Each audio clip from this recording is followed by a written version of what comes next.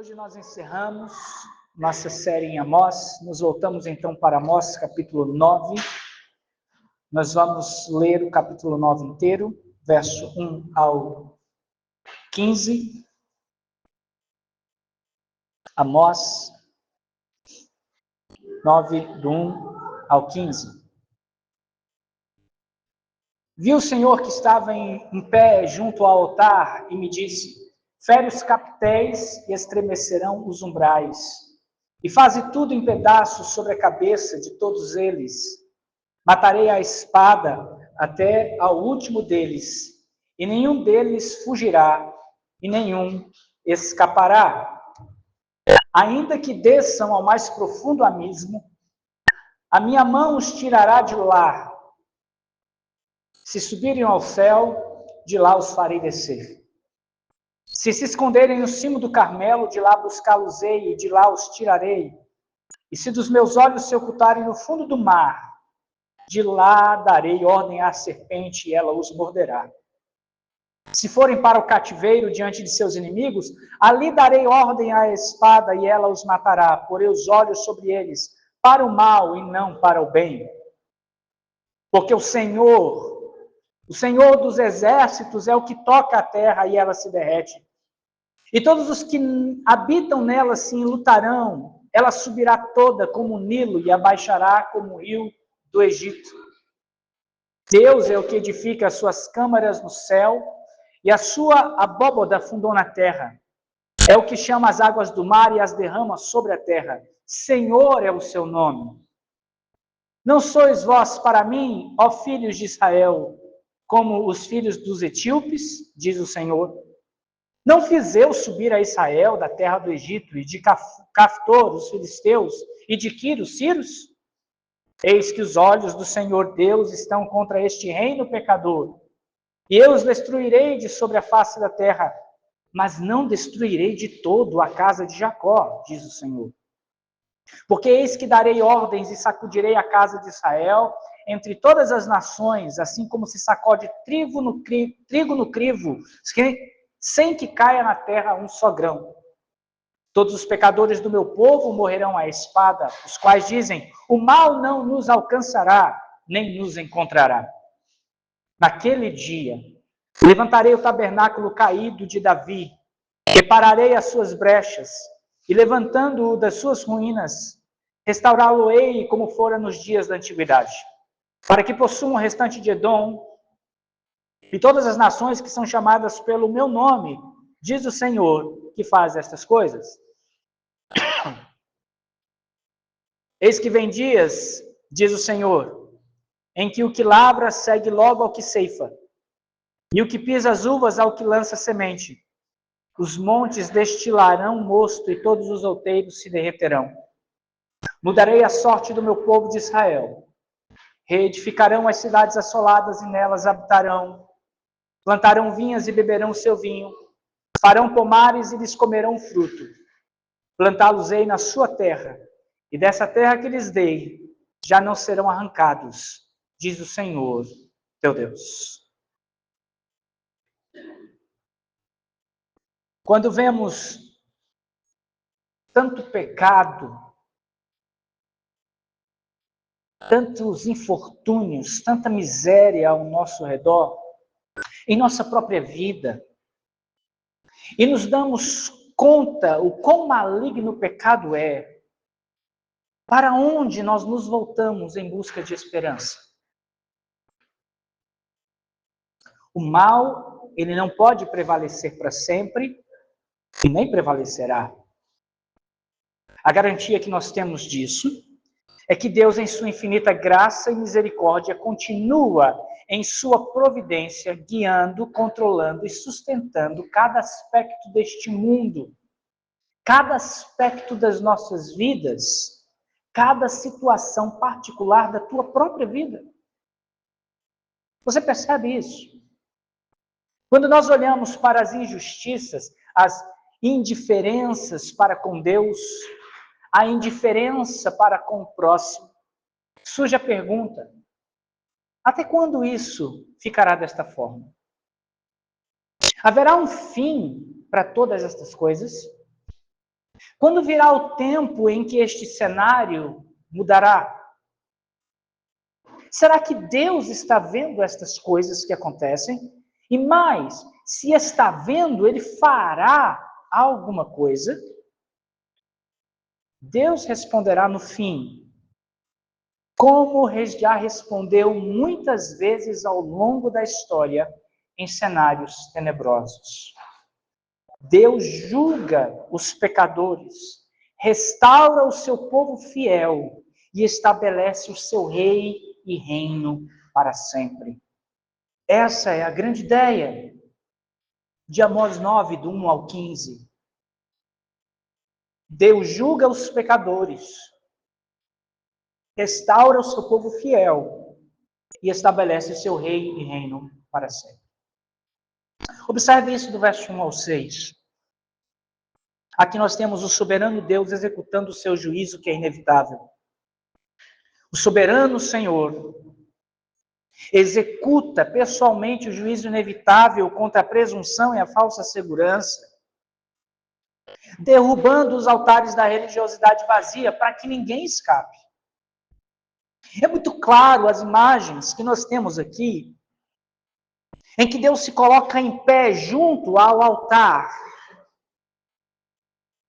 Na grande festa de outono, em Betel, no ponto mais alto daquela festa que havia nos dias de Amós, em Betel, o povo se reunia em torno de um altar, e um altar que não era um altar puro de adoração a Deus, como nós já vimos, mas era um altar de imitações. E eles estavam celebrando a prosperidade nacional e buscando segurança. No entanto, Deus transforma este cenário de repente. A cena se transforma. O que Amós vê nos seus dias ele não vê um sacerdote humano. Ele não vê um rei como o rei Jeroboão II, que havia se corrompido e corrompido toda a nação do norte, o reino de Israel em seus dias. Não é Jeroboão que está no altar, não é um sacerdote que está no altar de Betel, mas ele vê o próprio soberano Deus em pé, diante do altar, não para receber um sacrifício, louvor e adoração, mas para destruir este altar. Observe. Olha o que Amós diz, versos 1 a 6. Eu vi o Senhor, que estava em pé junto ao altar, e me disse, fere os capitéis, e estremecerão os umbrais, e faze tudo em pedaços sobre a cabeça de todos eles. Diferente das visões que Deus havia dado a Amós anteriormente, em que o Senhor apresentava símbolos como o prumo ou os frutos de verão, aqui o véu é retirado para revelar a realidade crua da nação de Israel naqueles dias. E Deus, o Senhor soberano, ordena um golpe devastador sobre os capitéis. O que eram os capitéis? É aquela parte superior das colunas ou dos pilares que dão embelezamento às pilastras da coluna que suportam toda aquela arquitetura. Ela não era apenas um adereço arquitetônico ou um arranjo de beleza, um ornamento daquela coluna, mas ela sustentava inicialmente todo o peso da estrutura. E Deus está dizendo, eu fere os capitéis para derrubar estas hastes, fazendo com que o templo desmoronasse sobre a cabeça desses adoradores presunçosos. E Deus mostra, olha, não haverá para onde eles escaparem. Esse juízo é inevitável, esse juízo é inescapável. Não tem para onde fugir disto. Vejam como é que ele relata, verso 2, ele diz, ainda que desçam ao mais profundo abismo, a minha mão os tirará de lá. Se subirem ao céu, de lá os farei descer. Se esconderem no monte, lá no mais alto do Monte Carmelo, eu vou buscar eles lá e os tirarei de lá. Se ocultarem no mais profundo do mar, eu darei ordem à serpente, ela os morderá. Essa ideia Amós já tinha colocado aqui, logo no início do seu livro, dizendo, é como um homem que foge de um leão e chega em casa, coloca a mão na parede, uma cobra ele pica. Não tinha como escapar. Ele sai, foge do leão e chega em casa, tem uma cobra. Ele está mostrando que o juízo de Deus é inevitável, inescapável aqui. Por quê? E ele diz, verso 5 é a conclusão, porque o Senhor dos exércitos é o que toca a terra, ele se derrete, e todos os que habitam nela se enlutarão. É o Senhor que governa toda a terra, que estabelece seu juízo. Ele toca a terra e ela se derrete, pois ele governa soberanamente sobre toda a criação. Amós queria que o povo de Israel naqueles dias entendesse.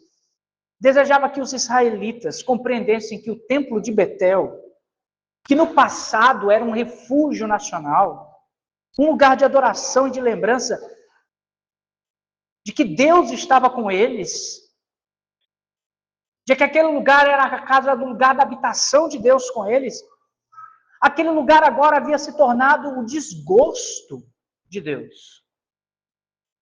Deus queria que o povo admitisse, era impossível contra o Senhor. Porque ele mesmo, o próprio Criador do universo, se colocava como agente pessoal do juízo. Talvez aqui a gente lembre muito bem daquele texto bíblico de Romanos, que cita o favor de Deus para nós, se Deus é por nós, quem será contra nós? Mas nos dias de Amós, era, se o Senhor é contra nós, quem é a favor de nós? Aonde tem escapatória? Para onde iremos? Essa era a situação do povo em que Amós estabelece aqui em seu livro, e que Deus diz no verso 8, um reino pecador. Veja, meus irmãos, enquanto Amós, de 9, aqui versos 1 ao 4 e versos iniciais aqui do 1 ao 6, descreve o pavor de Deus, olhando para os pecadores, para lhes dar a justa retribuição por seus pecados não arrependidos. A nossa esperança reside em que Cristo assumiu essa vigília de juízo. Cristo suportou o desmoronamento da ira de Deus sobre si naquela cruz. Cristo teve o seu próprio corpo, seu templo, o verdadeiro templo, destruído. E o abalo da terra para que hoje nós tivéssemos livre acesso à presença de Deus, livres do inevitável juízo de Deus. Portanto, diante de um Deus, cujo Hebreus coloca que ele é um Deus fogo consumidor, o que é que nós devemos fazer diante do nosso próprio pecado quando nós olhamos para ele? Diante do pecado que nos cerca tão tenazmente, das injustiças que nos rodeiam, de tanta violência, opressão, de tanta falcatrua que existe nesse país, nessa cidade, na nossa vizinhança, de tantos problemas de famílias desestruturadas, violência, abandono. Eclesiastes diz, do que se queixa o homem? Queixe-se dos seus próprios pecados. Então devemos, diante de toda essa situação, no nosso cenário da nossa própria vida, da nossa nação,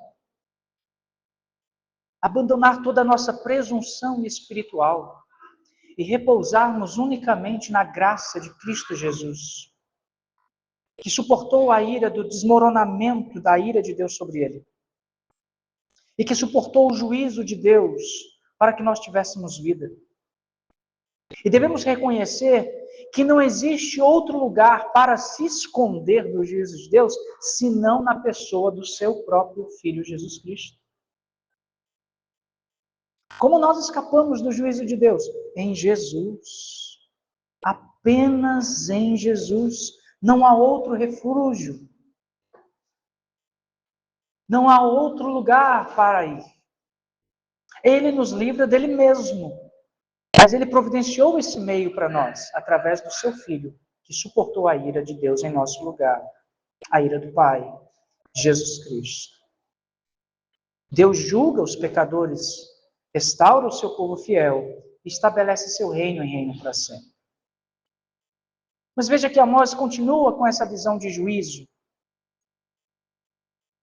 E ele não para por aí. Agora ele vai mostrar que esse juízo tem um crivo. Observe comigo versos 7 a 10, que agora existe a peneira da justiça soberana. Deus executa o seu juízo, mas ele tem uma peneira também para executar o seu juízo. Versos 7 a 10, o que a gente vê nesse bloco? Deus está dizendo aqui que ele destrói a ilusão dos orgulhosos e os julga, mas purifica o seu povo através de uma peneira rigorosa, preservando aqueles que têm fé. Observe bem na história de Amós, como nós já vimos. O que acontece? E o que estava acontecendo? O que aconteceu naqueles dias? Israel utilizava a história do Êxodo como uma espécie de favoritismo amoral. Nós somos os eleitos de Deus. Deus nos tirou da terra do Egito, Deus nos escolheu. Nós somos a nação eleita por Deus. Deus nos livrou da mão de Faraó, nos trouxe para a nossa terra, estabeleceu-nos na nossa terra. Nós temos os patriarcas, nós temos as promessas, nós temos a lei. Então, se nós temos tudo isso, podemos fazer o que bem quisermos. Esse era o pensamento deles. Amós rebate essa arrogância, mostrando que o governo soberano de Deus guia a história de todas as nações. Ele não cuida especialmente do seu povo, mas ele estabelece seu governo sobre todos. É por isso que ele cita aqui Egito, Caftoros, Filisteus e Quirus-Sírios, mostrando: eu não tenho poder só sobre vocês, eu tenho poder sobre todos, eu controlo o universo, eu controlo o mundo. Deus, por meio de Amós, estava mostrando que o privilégio de Israel não significava imunidade moral, mas maior responsabilidade. Observe o verso 8. Olha o que a palavra de Deus diz: eis que os olhos do Senhor estão contra este reino pecador.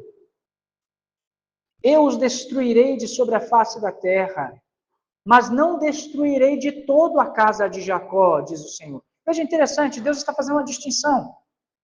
Ele olha para a nação de Israel e diz: eu estou contra este reino pecador, eu vou destruí-lo, mas eu não vou destruir toda a nação, não vou destruir todas as pessoas. Eu não vou fazer isso. Deus dá uma garantia extraordinária em meio a essa sentença de juízo. Eu não destruirei de todo a casa de Jacó. Então ele usa uma figura de uma peneira. Olha o verso 9. Por que ele não vai destruir de toda a casa de Jacó? Verso 9 explica. Porque eis que darei ordens e sacudirei a casa de Israel entre todas as nações, assim como se sacode o trigo no crivo, sem que caia na terra um só grão. Todos os pecados... Veja, aqui o verso 10 é interessante porque ele faz uma distinção muito clara. Ele diz: todos os pecadores do meu povo morrerão à espada, os quais dizem: o mal não nos alcançará, nem nos encontrará. Ele está fazendo um juízo contra os pecadores que não se arrependem. Porque ele disse: eu não vou destruir toda a casa de Jacó. Ele está fazendo uma distinção entre pecadores que se arrependem e pecadores que não se arrependem. É contra esses pecadores presunçosos e orgulhosos, dizendo: nada vai nos acontecer. Vamos cuidar da nossa vida, fazer o que quisermos, o que entendermos a respeito do culto, de como conduzimos as nossas famílias, de como conduzimos os nossos negócios, de como tratamos os outros, e nada vai nos acontecer, nenhum mal nos sucederá. A situação deles era tamanha que, lembre disso, em Amós, Israel estava prosperando economicamente, militarmente. Suas fronteiras estavam alargadas, cresceram. O reino de Jeroboão cresceu em riquezas, prosperidade. Mas prosperidade material não significa prosperidade espiritual. Então, os pecadores presunçosos aqui, Deus disse que ia passar uma peneira entre o seu povo. Ia sacudir Israel como sacode o trigo entre as nações. E o objetivo dessa peneira não é salvar as pedras e a sujeira, mas deixá-las cair enquanto o grão do trigo, que estava limpo, ficaria preservado pela mão do agricultor. E esse agricultor aqui, é claro, é o próprio Senhor, o Deus soberano. Enquanto os pecadores presunçosos, que zombavam do juízo de Deus, dizendo, nada vai nos acontecer, eles cairiam, e como caíram, debaixo da espada dos assírios. Essa imagem da peneira é interessante porque ela reaparece no Novo Testamento. Que Deus está separando, peneirando, sacudindo o seu povo de forma vívida, muitas vezes. Jesus traz uma forma vívida, ela reaparece isso no Novo Testamento. Primeiro, quando ele olha para Pedro e diz assim, Satanás pediu vocês para peneirá-los como trigo, mas eu orei por você para que sua fé não desfaleça.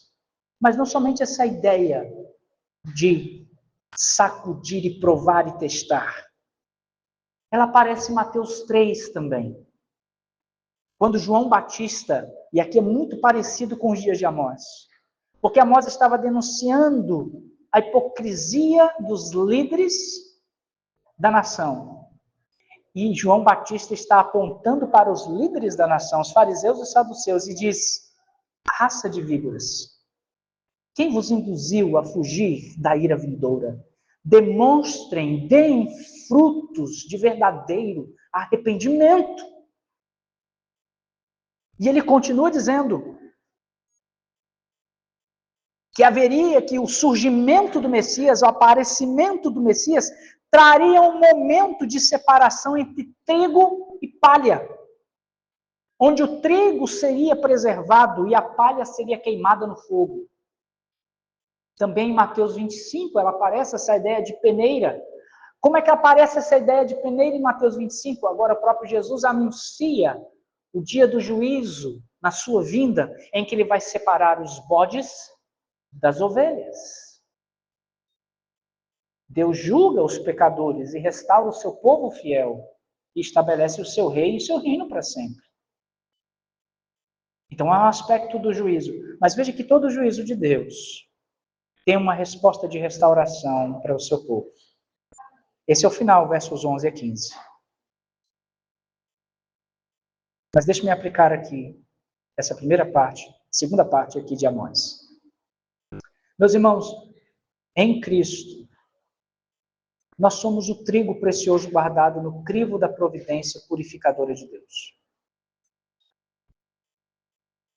O próprio Jesus foi moído e testado debaixo do prumo e da justiça do Pai, para que nenhum único grão daqueles que são fiéis, por mais fraco, mais aparentemente sem perspectiva de esperança ou disperso, se perca no dia do juízo final. Jesus prometeu isso, ele diz, as minhas ovelhas pertencem a mim, ninguém pode as tirá-las das minhas mãos.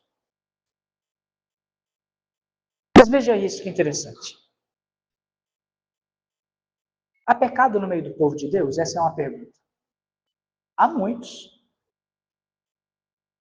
Eu olho para a minha vida e às vezes eu me desanimo. Eu olho para certos aspectos da minha vida e disse, meu Senhor, me ajuda. Porque essa mesma coisa que eu disse, que eu fiz, que eu vi, que eu ouvi, eu disse que não ia fazer e de novo falei. Vacilei de novo.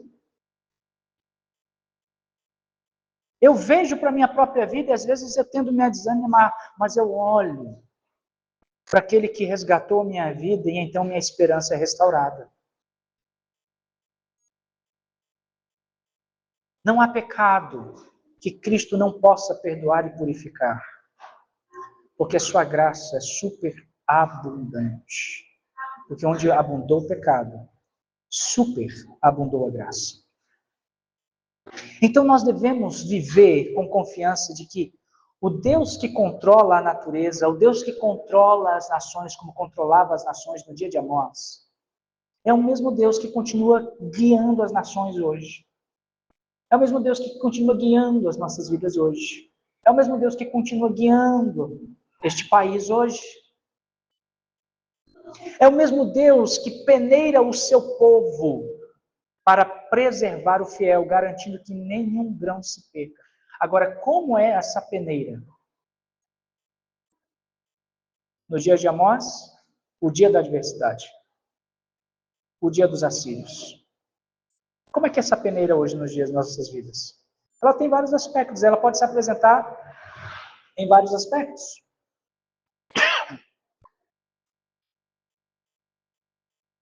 Você olha as turbulências na sua vida, as lutas, as dificuldades como peneira de Deus?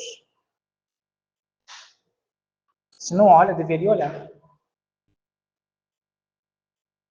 Você olha os escândalos no meio evangélico, protestante, no meio cristão, pastores aqui sendo acusados de desvios, igrejas, relativizando a palavra.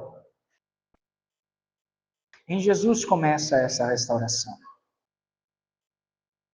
No Concílio de Jerusalém, observa como é que começa esse princípio de restauração. No Concílio de Jerusalém, em Atos 15, do 15 ao 17, o apóstolo Tiago cita literalmente Amós 9, 11 e 12. É o texto que Tiago cita para incorporar os gentios à igreja que era composta majoritariamente por judeus, convertidos a Jesus. Ele cita versos 11 e 12 de Amós 9, em que o povo seria restaurado, e agora a inclusão dos não-gentios aos judeus. Tiago afirma que a conversão dos gentios e a entrada na aliança, sem a necessidade de rituais do tempo da lei, do tempo de Moisés, é o cumprimento exato da reestruturação do tabernáculo de Davi. Quando é que esse tabernáculo de Davi começa a ser reerguido? Quando gentios e judeus começam a ser um único povo por meio de Jesus. Portanto, quando são esses dias de restauração? Nós já estamos vivendo naquele dia. Naquele dia é hoje. Hoje é o tempo da graça e da expansão missionária da igreja. Onde todos os povos da terra, de todas as nações, são chamadas a reconhecerem o governo de Jesus, a se arrependerem e a o buscarem para que tenham vida, sendo então chamadas pelo nome do Senhor. Mas esse dia de restauração tem um outro aspecto. Porque o pico final e decisivo dessa conclusão da restauração de todas as coisas também se refere à volta de Jesus, à sua segunda vinda. Porque as promessas de Amós 9, 13 e 15, onde a ceifa continuará até o tempo de arar, onde o mosto, ou seja, o mosto era aquele primeiro fruto de pisar a uva para fazer vinho, onde o mosto gotejará dos montes, esse aspecto de abundância plena, de plantar e colher, onde o povo plantaria suas vinhas para nunca mais ser desarraigado, descreve a libertação final da criação, da maldição do Éden. Lembra da maldição do Éden? Por causa do pecado. Deus olha para Adão e diz: do suor do teu rosto, você colherá o seu alimento. Espinhos e abrolhos nascerão. Você terá dificuldade, Adão, para trabalhar. Você terá dificuldade a partir de agora para ter o teu sustento. Não vai ser tão mais fácil assim plantar e colher, trabalhar e ver os frutos do seu trabalho. Mas agora, na restauração final, parece que não tem dificuldades. Essa imagem, plantar e colher, o mosto gotejará em abundância, descreve essa libertação que o apóstolo Paulo declara na sua carta aos Romanos, dizendo que a criação geme, aguardando a manifestação dos filhos de Deus. Porque ela também aguarda ser redimida da condição que o pecado lhe impôs. Esse cumprimento, então, pleno dessa restauração final se encontra em Apocalipse 21 e 22. Apocalipse 21 e 22 é o eco dessa restauração na Nova Jerusalém, nessa nova cidade, nessa nova terra, onde não haverá mais pranto, nem morte ou maldição, e o povo de Deus habitará em segurança eterna, debaixo do tabernáculo de Deus, debaixo do governo do seu rei da linhagem de Davi, Jesus Cristo. Portanto, naquele dia começou na cruz do Calvário, onde toda a barreira de separação foi desfeita. Naquele dia, continua hoje, onde a igreja, formada por gente de todo o povo, de toda a língua, tribo e nação, são incluídos. E será plenamente consumado na eternidade, onde a criação será glorificada e o povo de Deus estará seguro para sempre. Meus irmãos, Jesus Cristo é o verdadeiro descendente de Davi. Ele é o mediador real, superior, que cumpriu perfeitamente o sacerdócio eterno de Melquisedeque. É ele quem cumpriu a lei no lugar do seu povo e obedeceu a Deus no lugar do seu povo, morreu e ressuscitou no lugar do seu povo. Em sua ressurreição e em sua ascensão aos céus, ele iniciou a restauração de todas as coisas. Nós já estamos nesse processo de restauração, de remissão de todas as coisas, que encontrará o pico, o seu ponto maior na sua segunda vinda. O cumprimento final se dará no último pico da profecia bíblica, quando Cristo voltar para estabelecer essa nova criação, onde a morte será destruída para sempre, as lágrimas serão enxugadas, o seu povo reinará em segurança, plantado numa pátria celestial, numa terra celestial, de onde nunca mais serão tirados. Deus julga os pecadores, restaura o seu povo fiel e estabelece seu rei e reino para sempre. Mesmo diante de crises e juízos disciplinares, meus irmãos, o povo de Deus deve manter a esperança humilde na promessa da restauração final em Cristo Jesus. Esse Jesus que reergueu o tabernáculo de Davi e incluiu todas as nações debaixo do seu governo. Por isso,